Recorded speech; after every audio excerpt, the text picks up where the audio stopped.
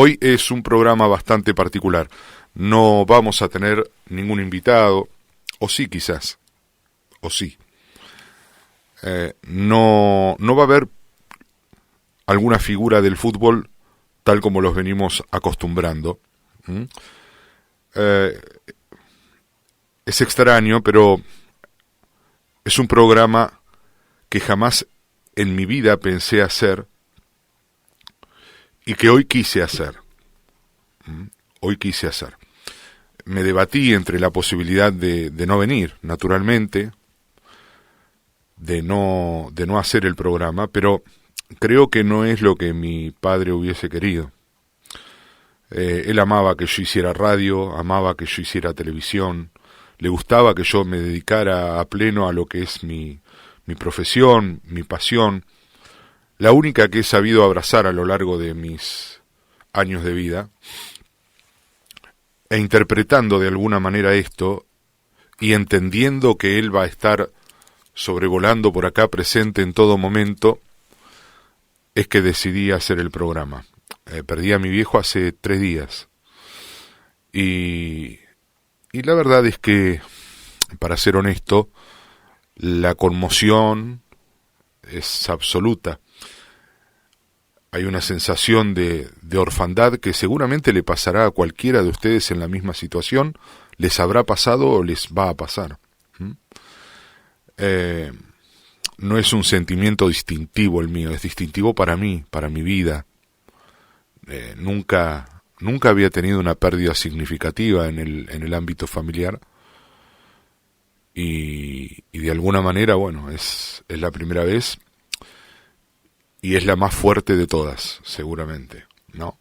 Pero bueno, hay toda una historia que yo quería contarles, porque si hoy estoy sentado aquí haciendo este programa de radio, si he logrado desarrollar una profesión a lo largo de toda mi vida, llevo 41 años como periodista, 42 van a ser, es un montón, realmente es un montón.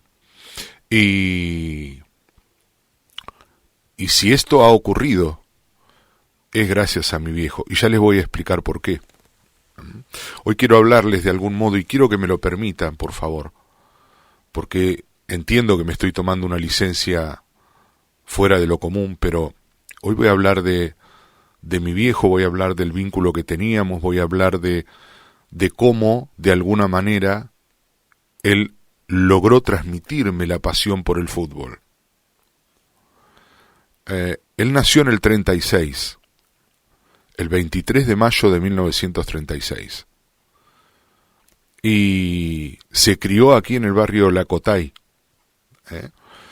Irigoyen y Las Flores, en esa esquina. Allí lo criaron la familia Sosa, porque su papá falleció cuando él tenía tan solo 1 año y medio, el papá tenía 21 años, y la mamá se fue a vivir al sur y lo dejó con una familia, justamente la familia de Héctor Viro Sosa, que era un conocido jockey del turf en aquel tiempo, y allí en esa casa doña Lidia Sosa, la mamá de Viro, lo crió. Y a los 9 años él creció siendo hincha de Azul Athletic Club y nos transmitió naturalmente a todos ese apego por la estrella negra de 6 puntas. Y lo digo porque yo me he criado después en Villa Piazza, y para la mayoría de quienes me conocen, entienden, creen, me vinculan a Piazza, un club que quiero entrañablemente. Pero en realidad, desde pibe hasta que empecé a hacer periodismo, porque cuando arranqué con el periodismo, créanme que de alguna manera me fui desapasionando de lo que tenía que ver con el fútbol local para intentar hacer un periodismo justo, equilibrado. Bueno, fuimos todos de Azul Athletic siempre en mi casa. Mi papá, un gran fanático de Athletic. Y cuando él tenía un hermano, por parte de su mamá, en Buenos Aires, y a los 9 años tiene la posibilidad de ir a visitarlo, y el hermano más grande lo lleva a la cancha a ver un partido entre Boca y San Lorenzo. Su hermano era hincha de San Lorenzo. Entonces lo lleva a mi viejo, le pregunta, ¿de qué cuadro sos? Y mi viejo le dice, soy de Athletic. No, pero de acá, del fútbol nacional, le dice. No, de ninguno, soy de Athletic y nada más. Le dice, yo te voy a llevar a ver San Lorenzo. Y jugaban con Boca. Ese partido San Lorenzo lo gana.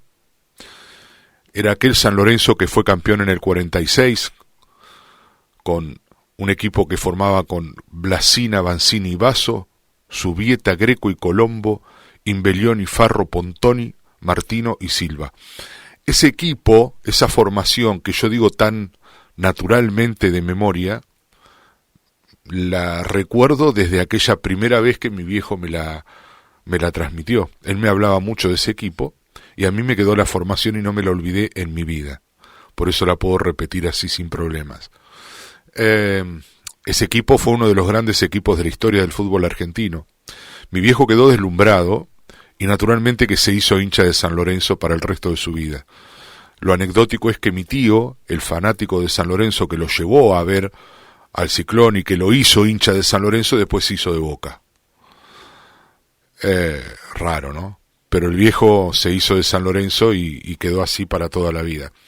Y nos transmitió a nosotros, naturalmente, cuando digo nosotros hablo de mí y de mi hermano, esa pasión por San Lorenzo. Y hoy yo he logrado, por suerte, que mi hijo Bernardo también sea un gran hincha de San Lorenzo y lleve con orgullo a veces esos colores. Así que la verdad que para mí esta transmisión generacional es maravillosa. Me hace sentir muy bien. El viejo me hablaba mucho de aquel equipo del 46 y también me hablaba mucho de aquel equipo que tuvo San Lorenzo en el 59. San Lorenzo salía campeón cada 13 años. Salió en el 33, salió en el 46, salió en el 59, salió en el 72, pero en el medio tuvo otro título que fue el del 68. En el 59, mi viejo recordaba mucho a un gran futbolista que tuvo San Lorenzo que se llamaba Omar Higinio García, y por supuesto también a José Francisco Sanfilippo, que había compartido unos pocos días de colimba con él, porque Sanfilippo es un año más grande que mi papá. Y también jugaba Héctor Facundo en aquel equipo, al que tuve la suerte de conocer y demás. Mi viejo me hablaba mucho de los goles de Sanfilippo y alguna vez tuve la suerte de reportearlo a José Francisco Sanfilippo y la emoción del viejo era formidable, ¿no? Bueno, en aquel 1968 San Lorenzo sale campeón con un equipo que le llaman Los Matadores. Jugaba Carlos Butiche en el arco, en la línea de fondo jugaba Villar, el uruguayo, Calix, Albrecht y Rosl. En el medio de la cancha, Rendo, Telch, Coco y adelante Pedro González Beglio y el Lobo Fischer. Ese era el equipo de San Lorenzo del 68, con el que salió campeón de la mano de la conducción técnica de Elba de Padua Lima, un brasilero al que apodaban Tim, y al que, según dice mi padre, tuve la suerte de conocer siendo yo un bebé. Yo nací en el 67, cuando San Lorenzo sale campeón en el 68, mi viejo solía llevarme a algunos entrenamientos, y entonces hay algunos futbolistas, como el caso de Carlos Butiche, que supo tenerme en brazos cuando yo tenía apenas un año. Ese mismo Carlos Butiche, con los años, supo tener en brazos a Bernardo, siendo Bernardo muy chico, se tendría 3 años, 4. Increíble, ¿no? Pero bueno, el mismo arquero, el mismo Carlos Butiche, ya grande por supuesto, nos tuvo en brazos a los dos, de chiquitos. Y bueno, y así uno de alguna manera iba creciendo, abrazando un poco esa pasión y esos colores. Yo tuve la oportunidad de ver jugar a San Lorenzo acá en Azul, contra Boca. Boca había sido tricampeón del fútbol azuleño en el 72, 73 y 74. Y entonces, como tricampeón, recibió en cancha de Alumni, en un partido amistoso, a San Lorenzo de Almagro, campeón del fútbol argentino, del torneo nacional de 1974, de la mano de Osvaldo Subeldía. Y aquí estuvieron el gringo Héctor Escota, Roberto Telch, Enrique Salvador Chazarreta, Juan Carlos Piris y tantos otros que se hicieron presentes jugando para San Lorenzo en un partido donde el Ciclón goleó a Boca de Azul, donde atajaba el Tigre Lopardo, que recuerdan que el gringo Escota le rompió la red en un tiro penal. Y la verdad es que fue una fiesta inmensa y mi vieja se metió adentro del campo de juego conmigo y tengo algunas fotos de recuerdo con algunos jugadores y la verdad que ese fue mi primer contacto con San Lorenzo, con su plantel, con su historia, de alguna manera, ¿no? El viejo ya para entonces, allá por el 69, 70, ya se había transformado en un trabajador de la calle. ¿A qué me refiero? Mi viejo fue un vendedor de lo que se les ocurra. Vendía banderas en las canchas, café en las canchas, vendía lapiceras, ballenitas, portadocumentos en los trenes, en los colectivos. Era un busca, como le llamaban antes, un busca de la calle. Cuando llegó a Azul se hizo vendedor de rifas y estuvo durante mucho tiempo vendiendo rifas en la esquina de los bancos, en particular del Nuevo Banco Industrial, hoy Nuevo Banco Industrial, antes Nuevo Banco de Azul. Y con la salvedad de un par de años, que estuvo, 3 años creo que estuvo al frente del buffet y del kiosco de la terminal de ómnibus, donde trabajaba papá, papá de Marce Bassano. Y bueno, después siempre laburando en la calle y con ese laburo nos mantuvo. Y siempre me contaba que en el 69, cuando Boca sale campeón con River, mi viejo decide apostarle a Boca, a que Boca iba a salir campeón, y se empeña un reloj, la alianza y todo para comprar banderas de Boca para vender. Si Boca no llegaba a salir campeón, mi viejo perdía todo y se fundía, y al final sí, Boca salía campeón con los goles del muñeco Madurga y demás. Se lo tengo que contar al muñeco porque a veces solemos charlar vía chat con Norberto Madurga y algún día se lo tengo que decir, le salvaste la vida a mi viejo, porque la verdad es que ese día Boca sale campeón y el viejo pudo no solo recuperar su reloj, su alianza y demás, sino que también pudo ganarse unos buenos mangos con los que seguramente iba a pagar algunos meses de la habitación del hotel donde habitábamos, ahí en la calle Salta y Avenida Belgrano, en Buenos Aires, donde yo nací y donde viví mis primeros años. Y después ya viviendo aquí en Azul, uno fue apegándose de alguna manera al potrero, a todo lo que significaba el fútbol en aquel tiempo, los compañeros, los amigos del barrio, de la villa. Siempre nombro a muchos, los hermanos Vitale, el Gato Vitale, el Pampa, el Yaya Vitale, el Beto González, el Zapito González, todos mis amigos de aquel barrio, de aquel tiempo, con los que uno fue acunando también esta pasión por el fútbol y la pasión por lo que implica el potrero en sí mismo, ¿no? La solidaridad, la amistad, el compañerismo, todo eso que uno va cultivando en el terreno, a donde aspirábamos a estar prácticamente todo el día, era llegar de la escuela e irnos. Y todo eso también de alguna manera se lo debo al viejo que me lo transmitió, ¿no? Eran años de mucha pobreza, de muchas carencias. Al viejo le costaba mucho poner el plato de comida en la mesa. Mi vieja hacía malabares para que nosotros no nos falte nada.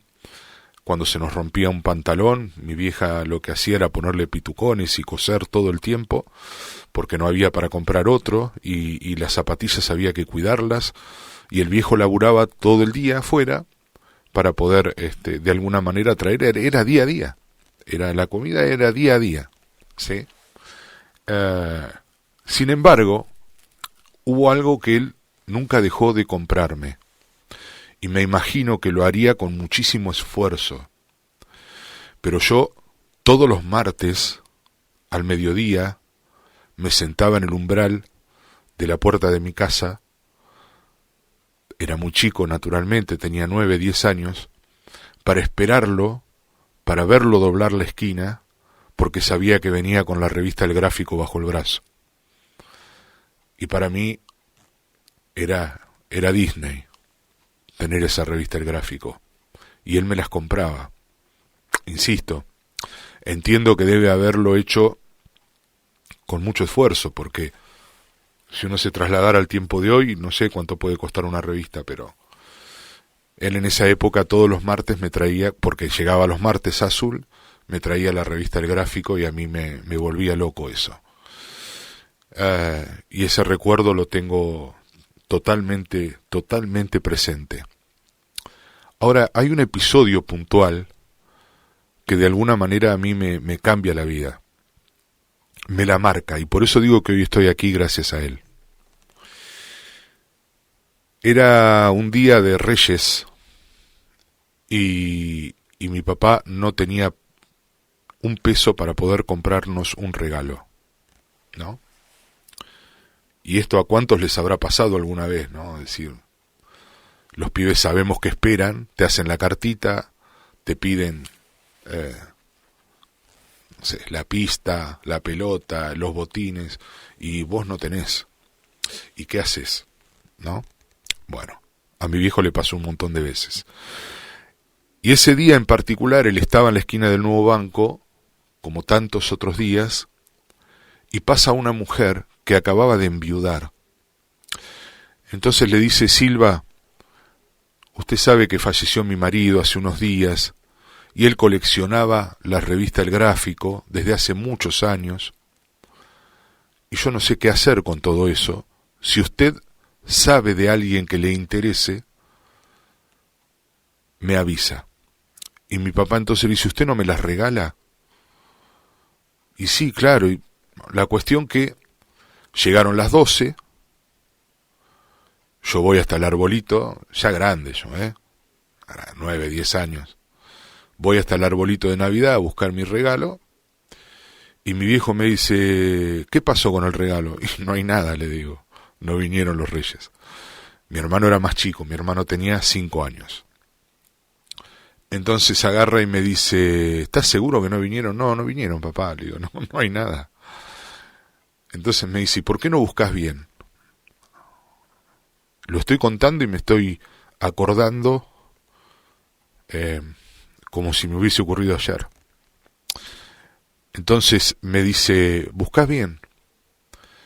Y yo entro a buscar y me dice: pero busca en tu habitación. Y yo miraba y en eso me fijo abajo de la cama, obviamente, porque uno tiende a buscar ahí, y veo todas las revistas abajo de mi cama, todas. Eran más de 3.000 números de la revista El Gráfico, era una colección increíble, con revistas desde el año 30 y pico hasta esos días, ¿no? Y yo recuerdo que estuve 2 días sin dormir. ¿Por qué? Porque era la primera vez que yo tenía contacto visual con todas aquellas historias que mi viejo me había contado. Ver en una revista El Gráfico a Rinaldo Martino, que había sido el ídolo de su infancia, a tantos otros. Y si bien a mí me apasionaba el fútbol, yo ya era gordito, siempre fui gordito desde pibe, y yo sabía que con esa contextura física no iba a poder jugar. Pero tenía un apasionamiento muy grande por el fútbol. Y además leía mucho fútbol.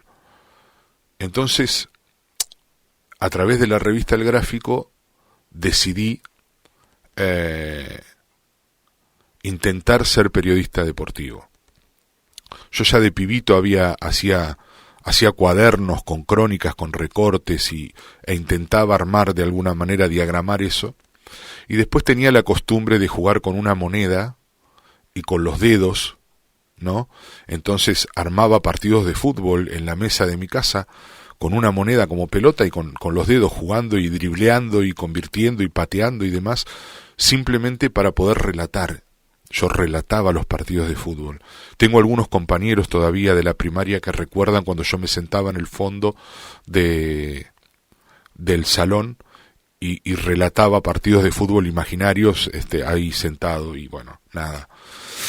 Por eso digo que aquel regalo que él me hizo en esa oportunidad, ese regalo que surgió mágicamente, en medio de la imposibilidad de comprarme algo, a esa señora la puso Dios en nuestro camino, porque a partir de ese regalo, a partir de esas revistas que él dejó debajo de mi cama, nació esto, que mal o bien soy, este periodista. Tenía 15 años, con el tiempo fui cultivando esta idea de ser periodista. Cuando tenía 15 años, un día salí del Colegio Nacional y me fui al diario Pregón. Le dije a Juan Carlos Gonta que quería ser periodista, y me dice, ¿en serio, pibe? Un poco se rió, pero me dio la oportunidad de empezar a escribir crónicas de fútbol, y a los 3 meses estaba escribiendo las últimas 4 páginas del diario, cuando todavía iba a 4º año del secundario. E incluso mi viejo escribió algunas crónicas de fútbol, porque yo tenía ganas de que él pudiera hacer eso que a él también le hubiese gustado de pibe y que nunca había tenido la oportunidad. Entonces, cuando faltaba algún cronista para las canchas del domingo, él las hacía y escribía, y yo le daba una mano y firmaba Pocho Silva en el diario Pregón. Algunas crónicas de él tengo guardadas por ahí, firmadas por él. Y después, a los 16 años, entré a trabajar al canal, con todo lo que eso implicaba, ¿no? En esa época no había Telefe, Canal 13, Canal 9, era Canal 2. Canal 2 tenía programas que contenían, por supuesto, una programación con los mejores programas de esos canales de Buenos Aires, pero en realidad lo que se veía era Canal 2. Lo único que se veía en azul era Canal 2 y eventualmente Canal 8 de Mar del Plata, claro, ¿no? Y se imaginan ustedes que era toda una revolución en ese tiempo, ¿no? El cable, yo era muy pibe, ya les digo, estaba en el secundario y el hecho de que la gente me viera por televisión llamaba la atención. Entonces yo recibía muchas felicitaciones en esa época en la calle, muchos reconocimientos, la gente que me paraba decía, pibe, qué bien, que el canal, te vimos por la tele y demás, y yo hacía los programas yo hacía un microprograma que se llamaba El Tercer Ojo en el Recuerdo, en donde rescataba ya parte de esas historias que yo tenía en mis revistas del Gráfico de aquella colección, y también me dedicaba a rescatar la historia del fútbol local. Eran mis primeros pasos dentro de ese programa histórico que fue El Tercer Ojo en el canal, y claro, cosechaba muchos elogios, ¿no? Al paso de la ida hasta mi casa caminando o en el colectivo. Y cuando yo llegaba a mi casa, mi viejo siempre algo tenía para decirme, ¿no? Alguna mínima crítica, aunque yo sabía que él estaba orgulloso y demás, pero él siempre me decía algo. Yo le decía, che, pero mirá, todo el mundo me dice qué bien, que vos siempre me encontrás algo para criticarme. Y él me decía siempre, porque nadie te va a decir lo malo, ¿no? Todos te van a palmear la espalda, y si tienen algo malo para decirlo, van a decir después que te vayas. Yo estoy para decírtelo que no esté del todo bien. Entonces, nada, yo sé que él estaba muy, muy contento, y que él, estar en casa, en nuestra humilde casa de la Valle 113, a donde recuerdo que cuando nos mudamos, mi vieja regaba la cocina, regaba el piso de la cocina, porque no teníamos piso, teníamos piso de tierra. Nos teníamos que mudar sí o sí, porque si no teníamos que ir a alquilar, y alquilar era oneroso, y la casa todavía no estaba terminada, faltaban algunas cosas. Por ejemplo, ellos tenían en su habitación la persiana y no tenían la ventana, entonces bajaban la persiana, en invierno era terrible, y después en el piso de la cocina no lo habían terminado de colocar, pero mi viejo dice, no, mudémonos así como estamos y la vamos terminando a medida que estamos adentro, y mi vieja, teníamos pozos adentro de la cocina, y mi vieja la regaba, ¿no? Regaba para que no se levantara tierra cuando nos sentábamos a comer. Así que bueno, esa es un poco la historia. Y bueno, sentados en ese comedor humilde de nuestra casa de ahí de la Valle, él prendía el televisor Talent Color que nos habíamos ganado en una rifa, que por eso lo teníamos, si no hubiese sido muy difícil tenerlo, y me veía en la televisión, y él no lo podía creer, no podía creer que su pibe con esa edad estaba de alguna manera en la tele. Y yo creo que ese sí era un poco su orgullo, de alguna manera. Y Cuando yo estaba en el Pregón, recuerdo, y se me van mezclando algunos recuerdos, cuando estaba en el diario Pregón, tuve la oportunidad de cubrir la campaña de Loma Negra de Olavarría, si se acuerdan, en el año 83. Yo tenía 15 años, no había cumplido los 16 cuando tuve la primera credencial de periodista que me dio el club Loma Negra, y cubrí un partido entre Argentinos Juniors y Loma Negra, justamente, que creo que salió, si mal no recuerdo, fue un empate, pero no recuerdo si fue 0-0 o 1-1, creo que 0-0. Y Argentinos Juniors lo dirigía un grande, al que tuve la oportunidad de entrevistar, fue una de mis primeras entrevistas, que se llamaba Ángel Amadeo Labruna, ¿no? Y yo recuerdo que estaba en el palco de periodistas sentado, junto a los periodistas de Buenos Aires y demás, y Amalia Lacroze, en esa época de Fortabat, nos hacía servir suculentas cenas en el palco de periodistas para que la prensa estuviera bien atendida, y yo era parte de ese esquema, estaba ahí, y estaba en el palco y en un momento miro para el costado. Esta es una imagen que no se me borró nunca en mi vida, y lo veo a mi viejo mirándome. Mi viejo estaba con el delantal puesto y con la bandeja con los cucuruchos y las garrapiñadas.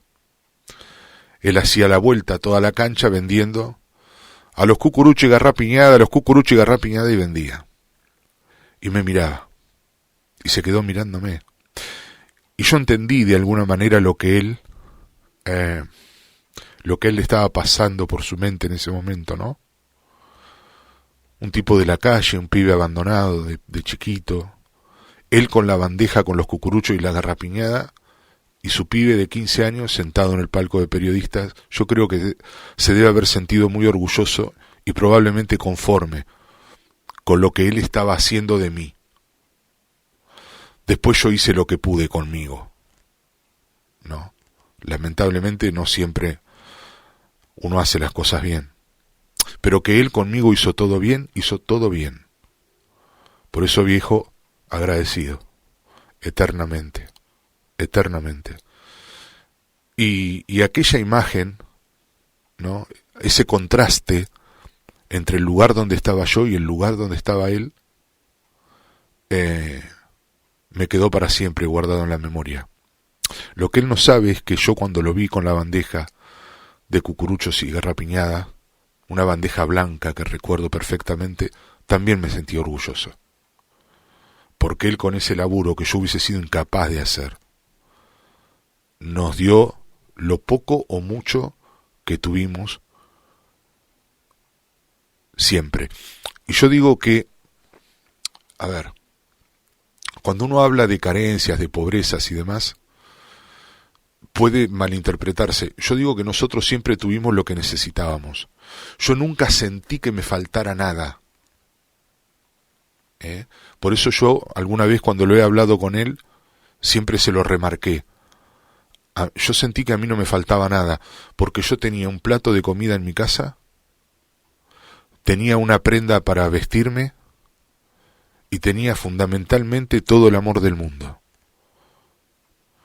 Después, si teníamos la pelota más nueva, los botines, si teníamos algún jueguito de mesa, no sé, el que sea, digo, era otra cosa, era otra historia.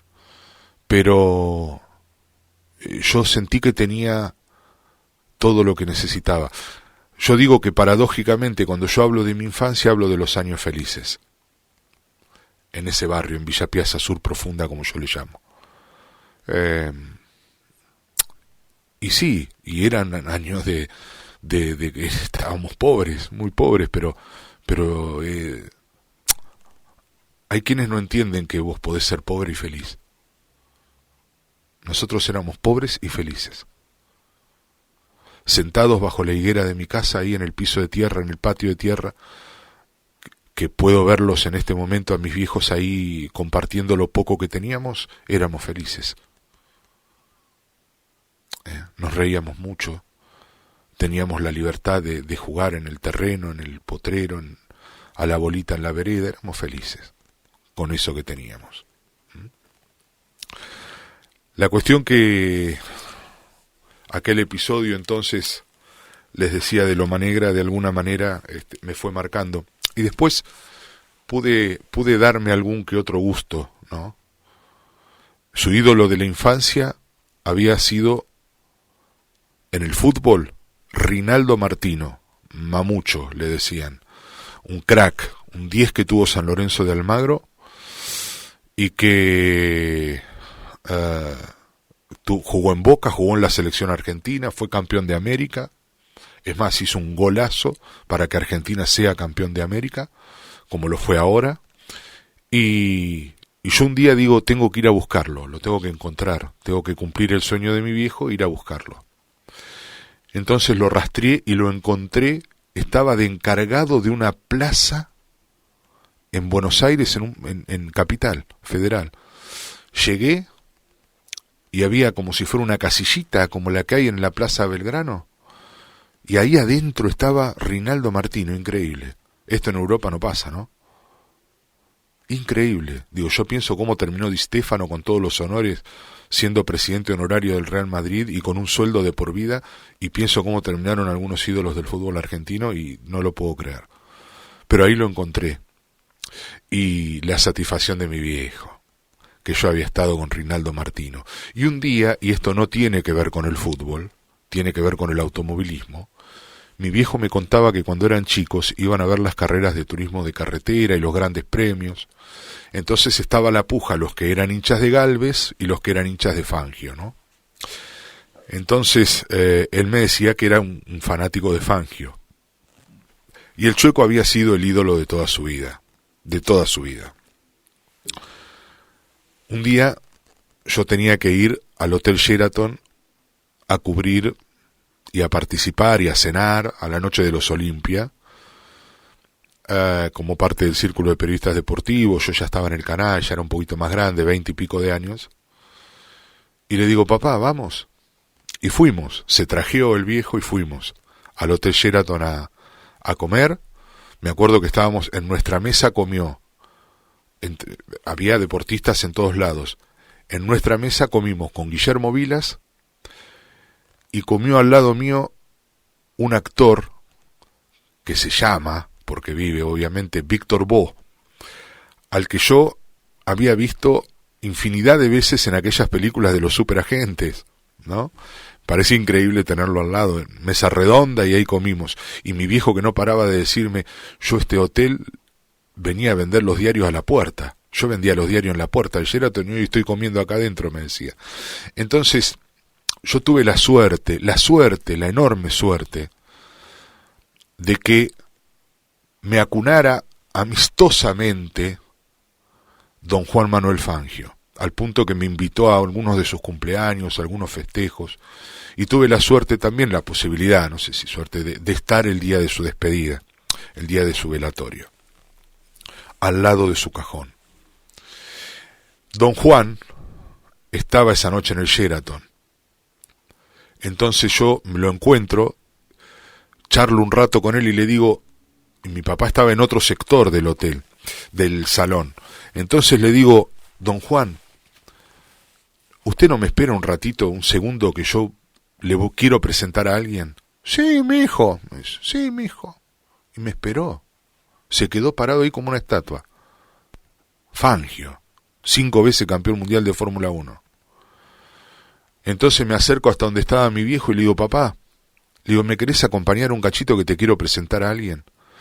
Y como en una película, estaba lleno de gente, nos fuimos abriendo entre la gente, abriendo entre uno y otro, hasta que al final quedó frente a nosotros la figura del Chueco Fangio.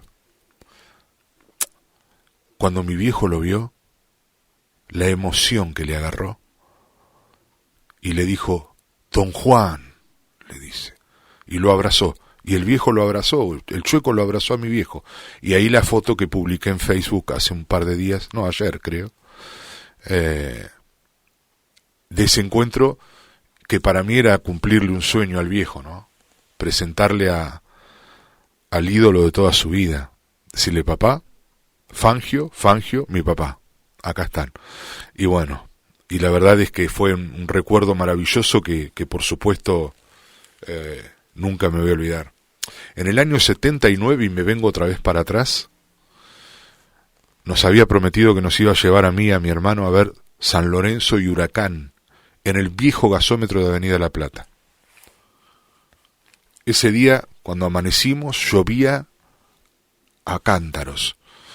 Y me dice, no vamos a ir porque mirá cómo llueve. Pero papá, le digo, capaz que en Buenos Aires no llueve. Yo tenía 13 años. ¿Sí? No, 12 años. Papá, le digo, capaz que allá no llueve. Lo volví loco. Dijo, bueno, vamos. Fuimos hasta la terminal, nos tomamos un colectivo, nos fuimos a Buenos Aires. Efectivamente hizo un día precioso. San Lorenzo perdió 2-1 con Huracán en ese momento. San Lorenzo era dirigido por un tal Carlos Salvador Vilardo, al que tuve la suerte de ver por primera vez en esa oportunidad. Y así pude conocer el viejo gasómetro porque 1 año y pico después se cerró. Y no abrió nunca más, y fue la posibilidad de haber visto un partido en el viejo gasómetro. Y hablando de Vilardo, esa es otra satisfacción que le di al viejo también, que pude darle, por suerte, porque cuando Argentina sale campeón en el 86, subcampeón en el 90, a meses de ser subcampeón del mundo, yo traigo a Bilardo Azul, ¿sí? Junto con el canal, lo convencí, lo fui a buscar a Buenos Aires, me lo traje, vinimos en el Duna del canal con Emilio Mancino manejando, y recuerdo que fue un viaje con Carlos de 3 horas y pico, que yo no lo podía creer, ¿no? 3 horas y pico hablando de fútbol con Bilardo en el auto. Él tampoco lo podía creer, porque veníamos en el auto y me decía, yo no puedo creer lo que estamos tardando, yo no lo puedo creer, yo que en 2 horas estoy en Japón, que en 3 horas estoy no sé en dónde. Dice, mirá lo que estaba histérico, pero la verdad que lo disfrutamos muchísimo. Y yo tuve que ir a cambiarme a mi casa, recuerdo, insisto, La Valle entre Sarmiento y La Madrid, frente al bar montevigiano, el club montevigiano, club de bochas, donde estaba el querido Tite Alaimo ahí, y entonces recuerdo que yo paro con el auto, con el Duna, con Bilardo arriba, en mi casa, un foquito en el medio del tipo habrá dicho, ¿dónde me trajo? Un foco en el medio de la calle, y yo que entro ahí en la casa de mis viejos a ponerme un saco y una corbata porque veníamos muy atrasados con el tiempo y había un homenaje que le hacíamos a Raúl Madero ahí en el Sumac arriba en la planta alta, que donde estaba ya lleno de gente esperándonos. Y lo dejo a Bilardo arriba del coche. Cuando salgo de mi casa, un parroquiano que había salido del bar pasa y lo ve. Y me contaba después el chofer del canal que dice que no lo podía creer. El tipo se quedó mirando y dice, ¿qué hace Bilardo acá? Y miró como 3 o 4 veces porque me tomé de más. Y bueno, le fue a avisar a los otros, y cuando yo salí de mi casa había 30 personas alrededor del Duna, pidiéndole a Bilardo foto, que se bajara, que no sé, digo, autógrafos, qué sé yo, cuántas cosas. Así que bueno, y esa noche tuvimos la oportunidad de ir a comer a la Marca de Burgos, y mis viejos, los dos, mi padre y mi madre, una foto preciosa con Carlos Bilardo, que fue otra jornada también muy linda que pudimos pasar, un gusto que pude darle. Y una de las grandes satisfacciones que tuvo en este último tiempo, en el 2001 fuimos con mi hermano y con él a ver San Lorenzo campeón de la Copa Mercosur. Recuerdo aquellos penales con Flamengo, la figura enorme de Saja, el último penal del Coco Capria, el título, el campeonato con el ingeniero Pellegrini de técnico, y estábamos ahí en la tribuna. Y cuando ascendimos en el 82 a la A, de nuevo, con mi viejo lo vimos descender a San Lorenzo en el 81 en cancha de Ferro, en aquel día de agosto contra Argentinos Juniors, y en el 82 yo solo lo vi ascender porque no teníamos plata para el pasaje de los dos, y él prefirió que fuera yo con la peña de viaje, y me puso al mando a cargo, ¿no? A cargo porque yo era pibe, tenía 15 años, de el querido negro Ángel D'Ascenso y del querido Alfredo Aranza, que fueron un poco como tutores míos, y el viejo se tuvo que quedar, no me pudo acompañar porque había plata para uno, no para los dos, para el pasaje. Así que viajé yo solo. Pero les decía que una de las grandes satisfacciones que tuvo en este último tiempo fue ver fotos, porque él no estaba, de Bernardo jugando en el nuevo gasómetro, un partido amistoso, fuimos con los muchachos de las Peñas de aquí, y era una jornada para Peñas, entonces nos dieron la oportunidad de recorrer la cancha, de conocer los vestuarios, donde se cambia el plantel principal, nos atendieron de maravillas, estuvo el presidente del club, y nosotros entramos y se jugó un partido amistoso, y Bernardo, con su casaca azulgrana, tuvo la oportunidad de entrar al campo de juego y de jugar allí en el césped del nuevo gasómetro, y yo le mostraba la foto, le digo, mirá tu nieto, porque amaba y lo ama y lo amará por toda su eternidad a Bernie, y entonces él, cuando vio eso, tuvo una emoción extraordinaria realmente, no podía creer que su nieto había jugado un partido dentro del nuevo gasómetro, ¿no? Dentro de la cancha de San Lorenzo, ¿no? Y la verdad es que podría contar muchas otras historias, muchas historias. Me transmitió absolutamente todo, ¿no? Obviamente que también podría contarles el vínculo y el amor que nos tuvimos, que nos tenemos y que nos tendremos. Pero quería hacerle honor al programa y hablar de fútbol y un poco del vínculo que tuvimos toda la vida en este aspecto, y de qué forma él influyó, ¿no? De qué forma influyó. Por eso digo que si yo hoy estoy aquí frente a este micrófono, primero es porque lo quise honrar, lo quise homenajear. Segundo, es porque yo soy este periodista, gracias a su influjo, gracias a lo que él provocó en mí, sin quererlo y sin darse cuenta, con aquel regalo desesperado de último momento que me hizo, con aquellas revistas que ligó porque no tenía para comprarme nada, me marcó la vida, porque yo no he hecho otra cosa en estos 42 últimos años que hacer periodismo, que ser periodista deportivo. Y ayer cumplí 57 años. Estoy grande. La vida pasa muy rápido, muy rápido. Es impiadoso el tiempo. Y la verdad es que a esta altura de mi vida ya no me veo haciendo otra cosa que no sea esto. Es decir, voy a ser periodista desde aquellos 15 años hasta que me muera, hasta que Dios me quiera llevar a su encuentro, ¿no? Porque lo voy a ir a buscar el día que me vaya, obviamente. Entonces, ¿cómo no agradecerle, no? ¿Cómo no agradecerle? ¿Cómo no homenajearlo? ¿Cómo no honrarlo? Y yo les quiero pedir disculpas por esto, porque yo sé que es una licencia distintiva, extraordinaria, atípica, porque mi viejo no es más que eso, no es una figura, no hizo goles, no fue campeón de nada, pero para mí sí fue un campeón. Para mí sí fue un campeón. Y tenía necesidad de hacer esto. Así que le quiero agradecer a la radio pública que me haya dado esta oportunidad, que me dé este micrófono. Me acuerdo cuando hablé con Nelson, le dije, lo quiero hacer a cambio de nada, por el solo placer de hacerlo, porque necesito hablar de fútbol, necesito encontrarme conmigo, con el micrófono, volver a hacer radio en mi pueblo, en mi ciudad, con la gente, volver a hablar de lo que me apasiona, de lo que me gusta. Lo quiero hacer por el simple placer de estar otra vez, de sentir esa adrenalina de hablar de fútbol, que es lo que me ha gustado toda la vida. Y aquí estoy, y aquí estoy. Y por eso quiero estar agradecido a todos. Y hoy,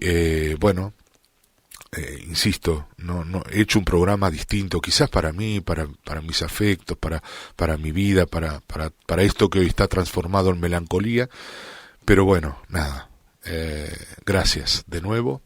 El último minuto que nos queda sonará Alfredo de Ángelis con Carlos Dante y Julio Martel, porque era lo que a él le encantaba escuchar. Era un gran fanático de Alfredo de Ángelis, al que iba a ver a Radio El Mundo cuando era un pibe, presenciando el Glostora Tango Club y tantas otros. Gracias a todos los que me han ido escribiendo, porque a medida que iba hablando iba relojeando el teléfono y empezaban a entrar un WhatsApp atrás de otro, y la verdad que les agradezco enormemente. Gracias a todos los que nos han acompañado con palabras de aliento. a todos los que nos han saludado. Sé que se hizo muy difícil porque no sabían si decirme feliz cumpleaños o lo lamento, y bueno, era toda una dualidad allí un poco extraña, pero se dio así.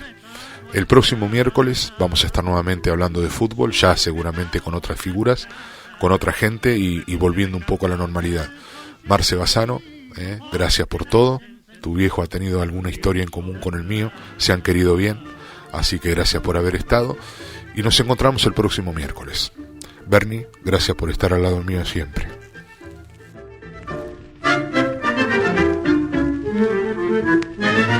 Tranco a tranco entre penumbras su silueta recortando, sigue la chata avanzando, camino del corralón. Va colgando del pescante, balanceándose ilustrada, con tachuelas dibujadas, de estampa de un corazón.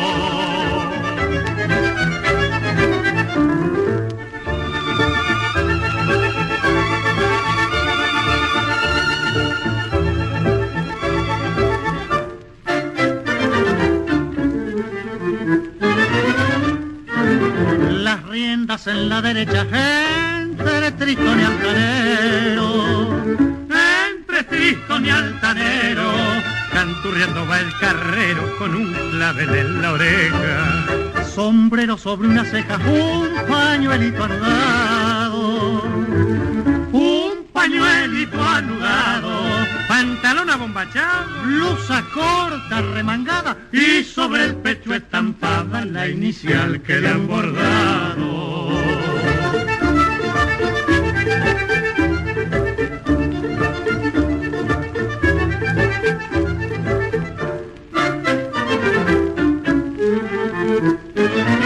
Casi envuelta por la sombra, siempre a tranco acompasado, chata criolla del pasado, te va para no volver. Y llevas en el pescante, marchando rumbo al olvido, al carrerito florido del Buenos Aires.